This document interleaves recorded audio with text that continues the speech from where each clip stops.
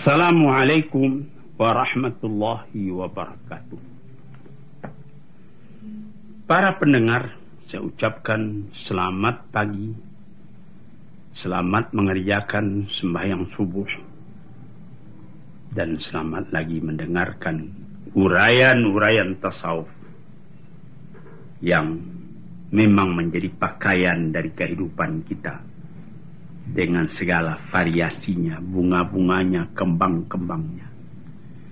Sehingga kita melihat bahwa tasawuf itu satu ilmu yang mengenai kerohanian kita, tambah dikaji, tambah mendalam, sehingga kita tenggelam dalam asyik, dalam syok, dalam kerinduan. Pada minggu yang telah lalu, kita terangkan tentang hal syauq atau rindu. Nah, sekarang kita berpindah kepada atash, al-atshu. Apa arti al-atshu? Arti bahasa Indonesianya haus. Nah, mendengarkan artinya saja saudara sudah dapat mengetahui. Kaji kita berturut-turut. Mula-mula dulu kita mengaji mahabbah, cinta kepada Allah. Sudah berapa lama kita kaji, lantas pindah sesudah mahabbah itu ghirah, cemburu. Orang yang cinta sejati ada rasa cemburu dalam hatinya. Dia tidak mau berbagi cintanya itu. Dia cuma satu saja yang dicintainya. Sesudah itu, sesudah ghirah, kita pindah kepada syauq, rindu. Rindu hendak bertemu. Sesudah itu kita pindah kepada qalaq, kegoncangan hati, kecemasan. Kalau kita punya permintaan tidak didengar, dan banyak misal-misal yang telah saya kemukakan di zaman yang sudah-sudah itu. Mudah-mudahan maksud pengajian ini merubah perasaan Tuhan, perasaan saudara-saudara. Jangan kasar memikirkan agama. Jangan cuma menghitungkan ini haram, masuk neraka, ini masuk surga. Jangan itu saja. Ketahui kehubungan kita dengan Tuhan itu lebih mendalam. Sehingga dikatakan oleh ahli tasawuf, man lam yadhuq lam ya'rif. Barang siapa yang tidak merasakan hal ini, dia tidak akan tahu apa nikmatnya agama itu.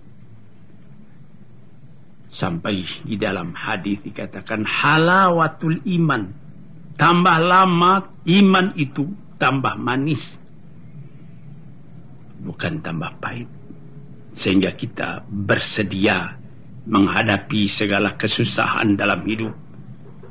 Sebagaimana pernah saya mengemukakan salah seorang sufi yang besar, Bishr al-Hafi, teracung kakinya kepada batu sehingga terbit darah daripada ampuh kakinya. Dia bukan mengeluh, tapi merasa syukur. Ketika istrinya bertanya, mengapa Tuhan merasa syukur padahal kaki sudah sakit begitu? Katanya, saya ditegur oleh Tuhan tadi di jalan. Jadi kalau ditegur oleh kekasih itu bukan sakit yang terasa, enak. Nah, ini dia saudara-saudara yang terhormat, pengajian kita. Saya sendiri pun di dalam mengaji ini berusaha juga tiap hari. Mudah-mudahan saya mendapat sifat. Karena tasawuf itu sifat. Arti tasawuf dari sifat artinya membersihkan. Dibersihkan selalu jiwa kita daripada kekotoran-kekotoran yang hinggap padanya. Nah, sekarang kita kaji lagi al-atash. Apa arti al-atash? Haus. Haus kenapa? Karena kita rindu. Karena kita cinta. Karena kita syok, rindu. dengan sendirinya timbul kehausan. Ingin hendak bertemu, ingin hendak mendapat jalannya.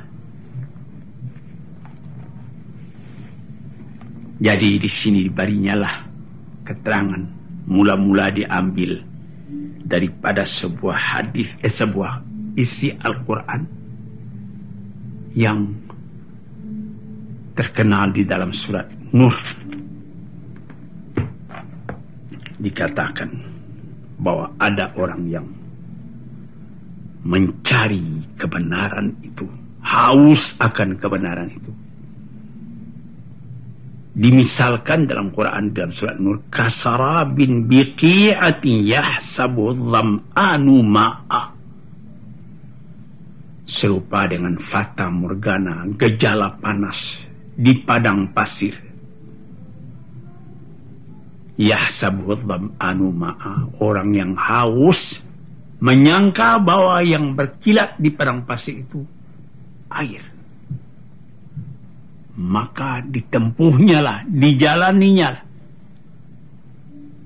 Malah kalau kita naik mobil pun di tempat yang sunyi di waktu panas dari pukul 11 tengah hari.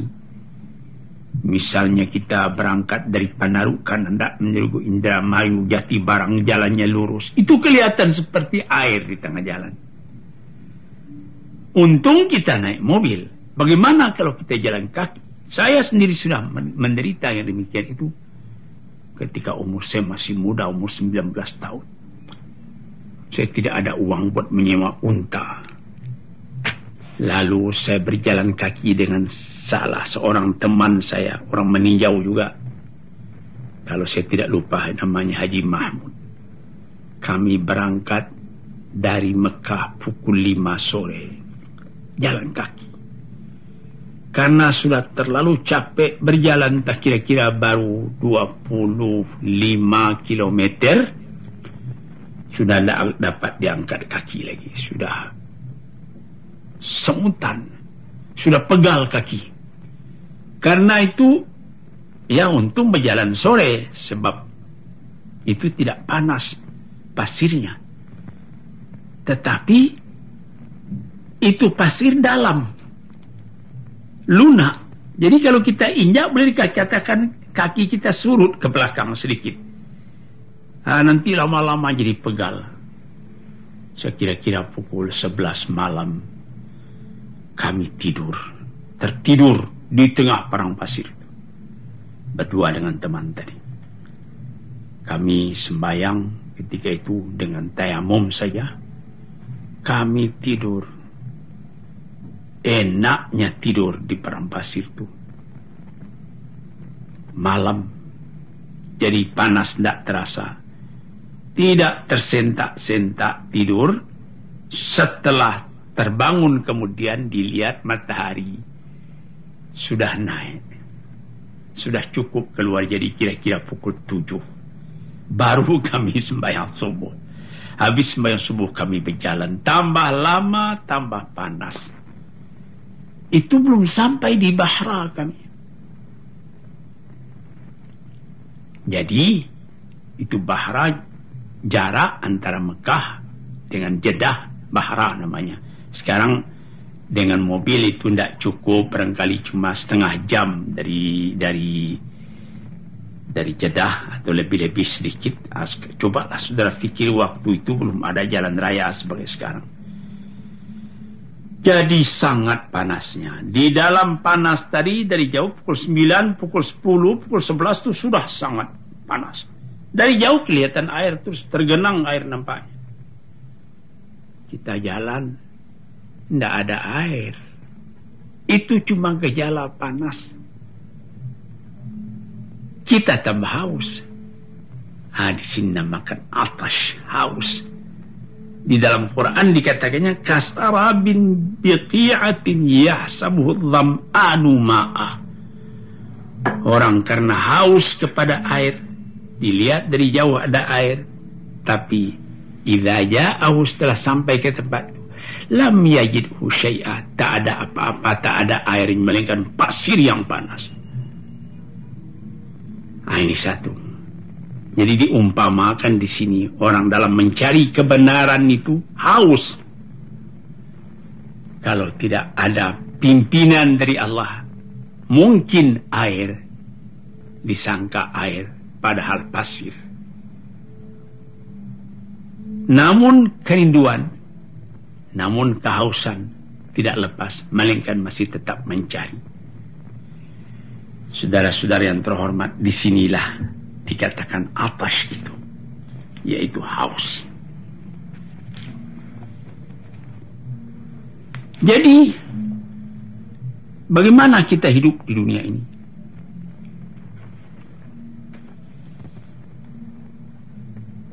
Tidak ada yang lebih sangat panasnya dan gejalanya daripada mencari yang dicintai, cuma panas yang dapat.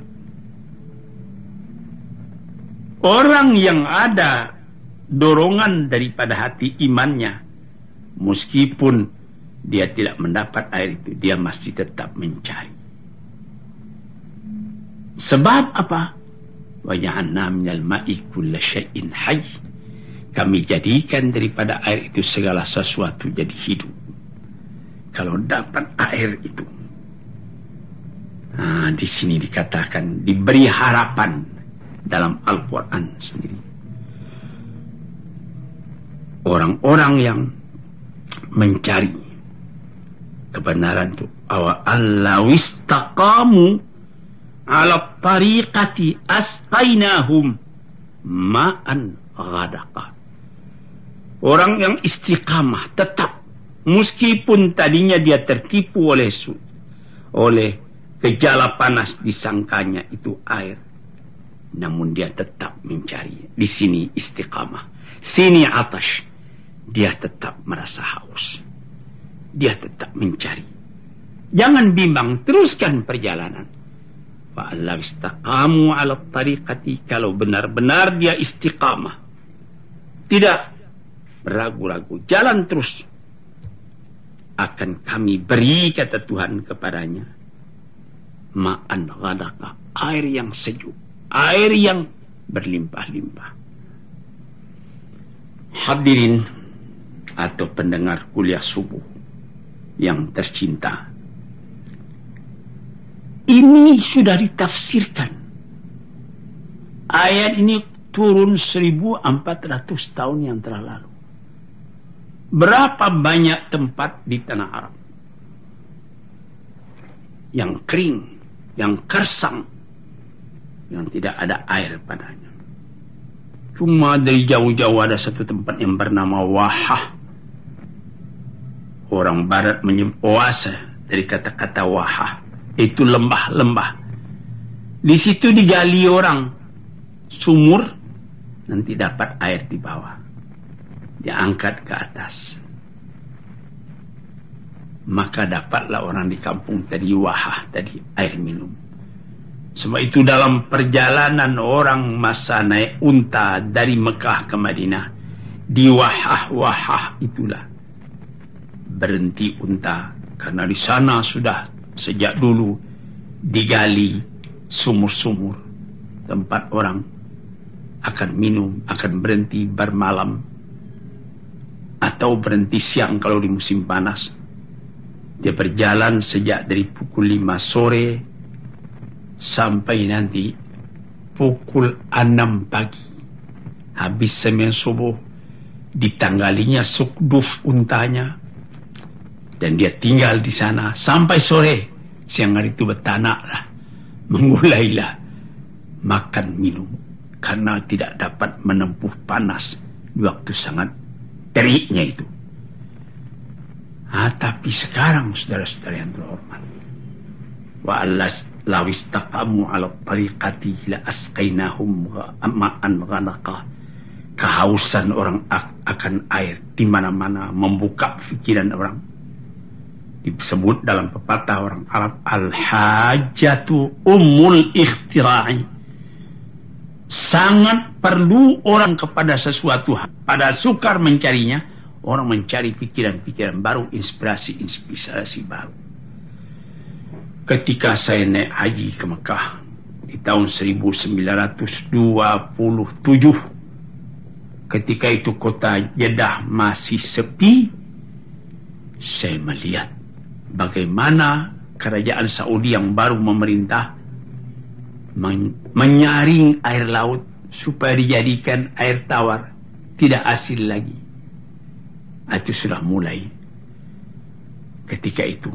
Maka orang pun tidak susah minum lagi, sudah terasa bahasa ini air tidak asin. Tetapi kalau diambil mencuci kain, tidak lekat sabunnya karena dia masih tetap air laut yang ditawarkan. Tapi di Libya, kabarnya konon digali tanah dengan mesin-mesin yang modern. Orang mulanya hendak mencari minyak, rupanya ketemu air. Air yang ketemu itu air jernih, air asli, bukan air asin yang ditawarkan, tapi air sejuk sejak dulu. Sehingga di Libya sendiri tidak ada lagi soal perkara air itu. Saudara-saudara, para pendengar peminat kuliah subuh, saya berikan keterangan umum dalam hal air ini supaya saudara melihat bagaimana hausnya manusia. Kalau jasmani haus akan air, penting akan air. Ada orang yang sakit sudah sebulan 2 bulan tidak makan, tapi dia belum mati. Tapi dia mesti minum walaupun setengah sendok air, itu sudah bisa meneruskan hidupnya sampai saat yang terakhir. Sampai setengah jam mau dia meninggal dunia, masih sanggup dia minum air. Tapi padahal sudah berbulan-bulan tidak makan nasi. Di sini sudah melihat atas itu.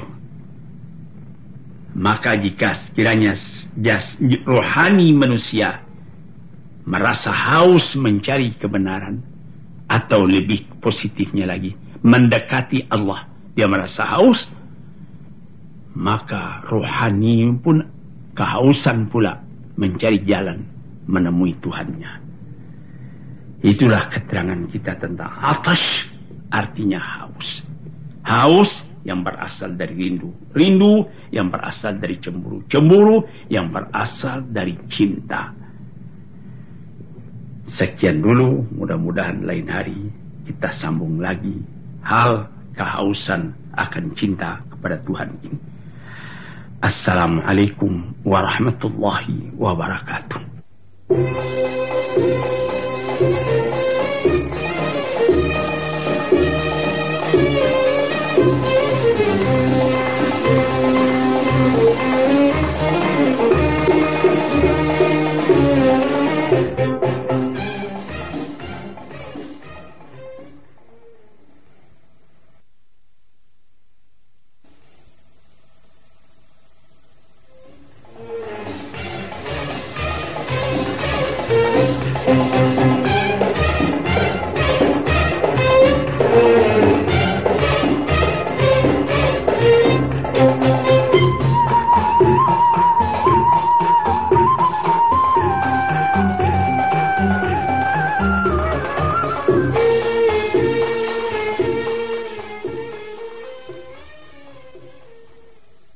Assalamualaikum warahmatullahi wabarakatuh. Para pendengar yang terhormat,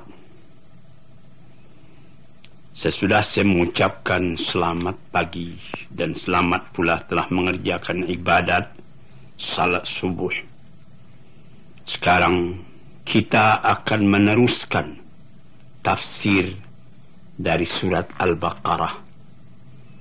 Sudah hampir Al-Baqarah ini sampai kepada ujungnya. Sekarang kita sudah sampai kepada ayat 258 daripada surat Al-Baqarah. Di dalam juzuk Tilkar Rusulu, juzuk yang ketiga. أعوذ بالله من الشيطان الرجيم ألم تر إلى الذي حاج إبراهيم في ربه أن آتاه الله الملك إذ قال إبراهيم ربي الذي يحيي ويميت قال أنا أحيي وأميت قال إبراهيم فإن الله يأتي بالشمس من المشرق فأت بها من المغرب فبهت الذي كفر والله لا يهدي القوم الظالمين.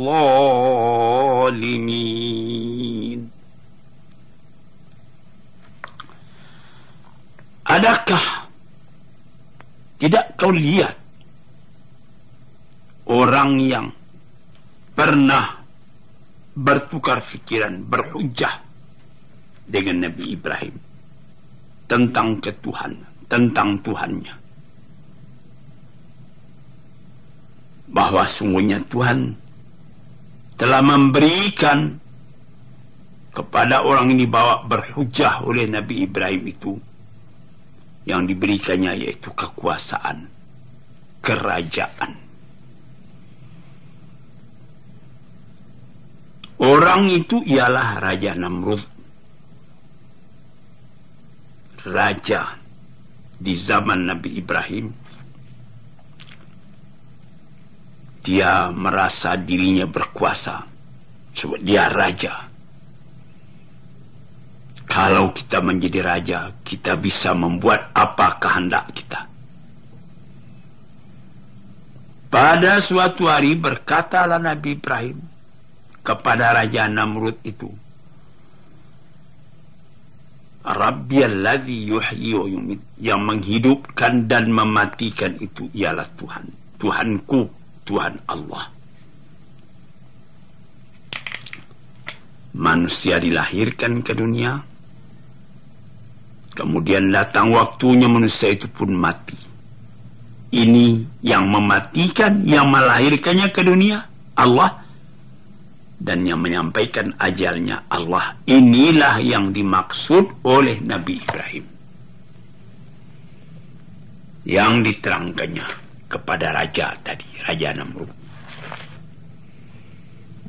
Dengan sombongnya Raja Namrud itu menjawab, Ana uhyi wa umit, saya pun bisa menghidupkan, saya pun bisa mematikan. Di istana saya piara budak-budak, saya kawinkan dia, budak laki-laki dengan budak perempuan. Lama-lama budak perempuan itu bunting. Jadi saya yang menghidupkan, karena saya yang memberi makan itu orang-orang. Kemudian lahir anaknya itu.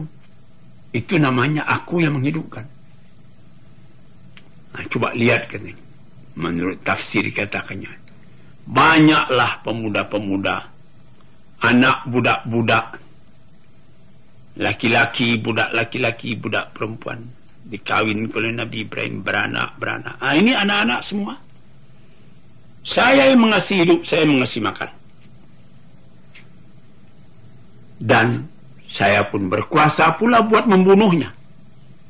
Lalu suruhnya panggil anak tadi. Ada di antara anak itu yang dibunuh atas perintah daripada Raja Namrud. Ah, kau lihat sendiri.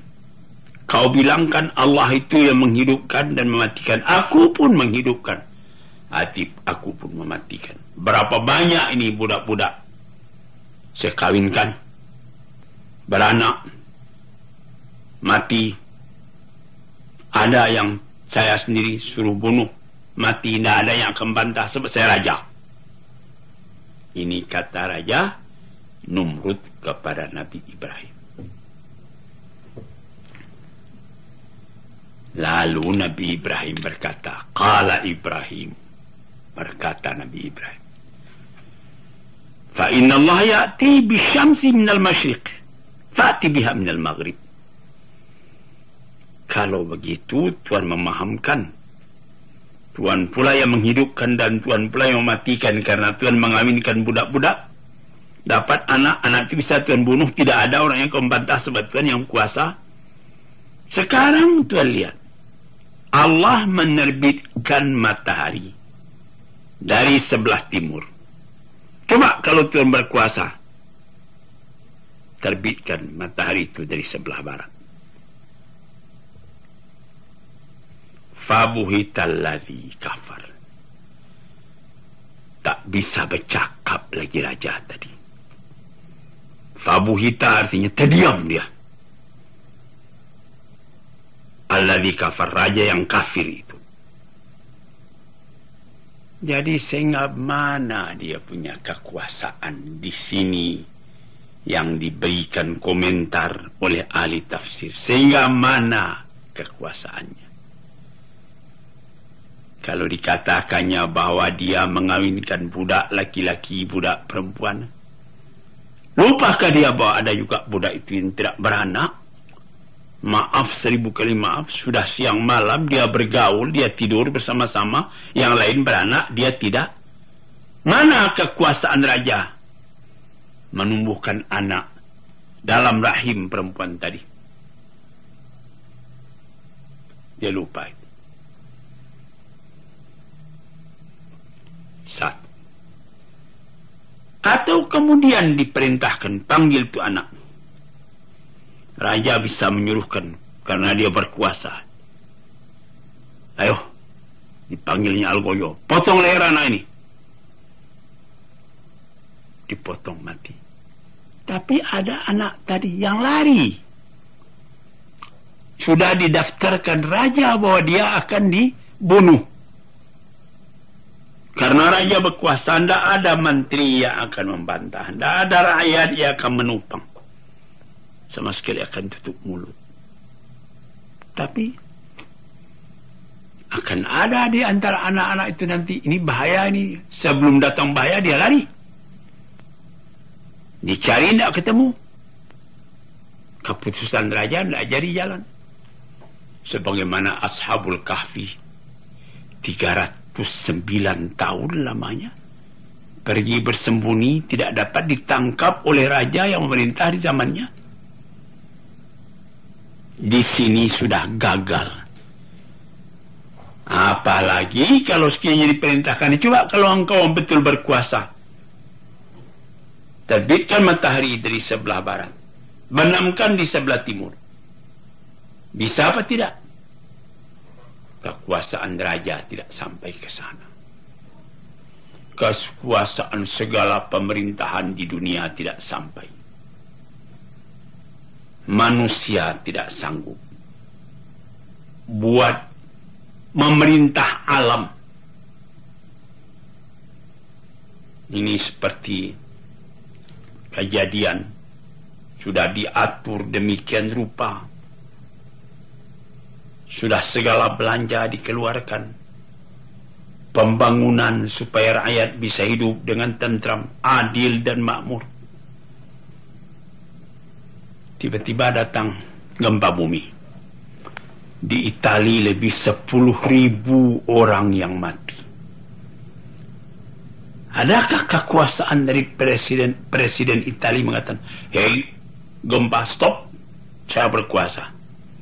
Tidak bisa, melakukan malahan presiden Italia tadi sendiri pun akan lari ke tempat lain. Kalau tidak, nanti akan dihantam lagi dia oleh banjir itu, oleh gempa bumi itu.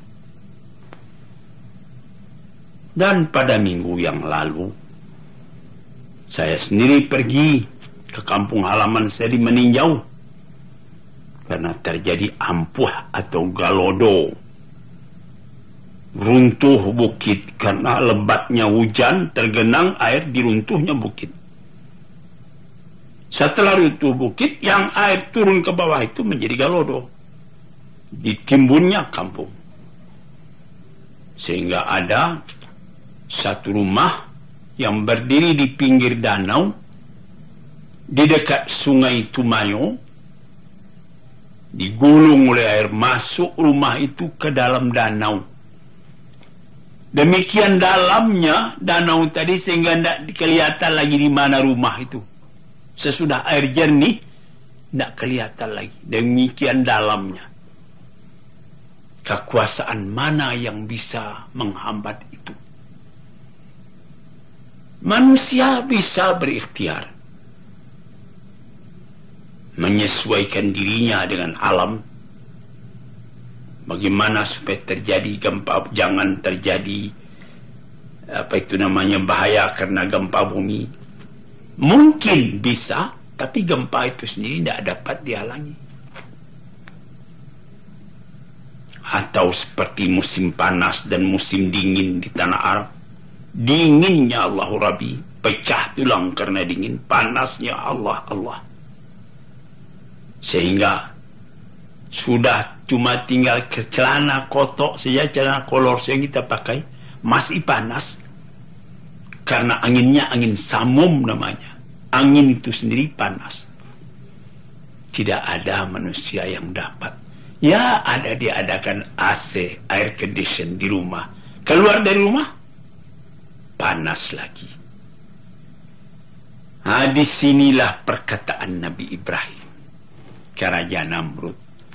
Engkau bisa menghidupkan dengan mengawinkan budak-budak, lalu lahir anak. Itu namanya menghidupkan. Dan engkau bisa panggil orang tuanya, ini anak mau dibunuh. Tidak ada orang yang kau membantah. Tapi berkali-kali kejadian seperti Raja Fir'aun sendiri membikin perintah kalau ada perempuan dari Bani Israel melahirkan anak laki-laki, anak itu mesti dibunuh. Ya, yuzabbihuna abna'ahum, dipotong leher anak-anak laki-laki. Wa yastahyuna nisa'ahum, anak-anak perempuan dibiarkan hidup. Ini satu aturan yang kejam juga. Sehingga anak-anak perempuan, karena tidak ada lakinya, sudah mati semua, dibunuh di waktu kecilnya. Terpaksa itu nanti kepuasan kelaminnya menjadi budak dari kaum Fir'aun. Jadi maksudnya hendak menghabiskan orang-orang Bani Israel atau orang-orang Nabi Musa di waktu itu. Tapi apa yang kejadian? Nabi Musa itu sendiri yang dipungut anak oleh Fir'aun. Satu keajaiban. Dia membuat perintah bunuh segala anak laki-laki. Kemudian Nabi Musa dihanyutkan oleh ibunya dalam peti di sungai Nil.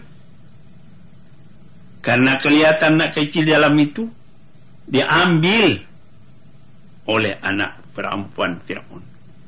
Anak perempuan Fir'aun ini sakit, eksim, berkudis tangannya. Disentuhnya tubuh Nabi Musa itu, sembuh sakitnya. Datang sayang daripada istri Fir'aun sendiri, Siti Asia. Jangan dibunuh, ini anak berjasa. Kemudian anak itulah, Musa itulah yang menjadi lawan, yang disebutkan, yang dikehendaki oleh Tuhan. Anak-anak yang lain laki-laki sudah banyak mati, dibunuhi. Tapi Musa yang dituju oleh Tuhan, itu yang tidak dapat dibunuh. Inilah harus menjadi pengetahuan kita. Baik kita-kita yang telah berkuasa, pemegang pemerintahan, atau orang-orang yang lain. Ingatlah bahwa di atas dari kekuasaan kita, kekuasaan Tuhan. Kita bikin satu rencana. Kita selalu berdoa, moga-moga rencana ini dapat taufik dan hidayah dari Tuhan. Hidayah dapat petunjuk, taufik sesuai program kita dengan program Tuhan. Itulah harapan kita. Kalau tidak, kita akan sombong seperti Namrud tadi pula. Dikatakan Allah menghidupkan dan mematikan, dia mengatakan dia pula hidup dan mematikan. Dijawab oleh Nabi Ibrahim, coba terbitkan matahari dari barat, timbulkan dari timur. Tidak bisa.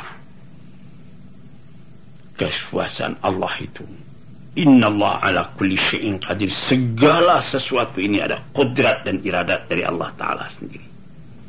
Kerap kali manusia membuat rencana, di tengah jalan dia jadi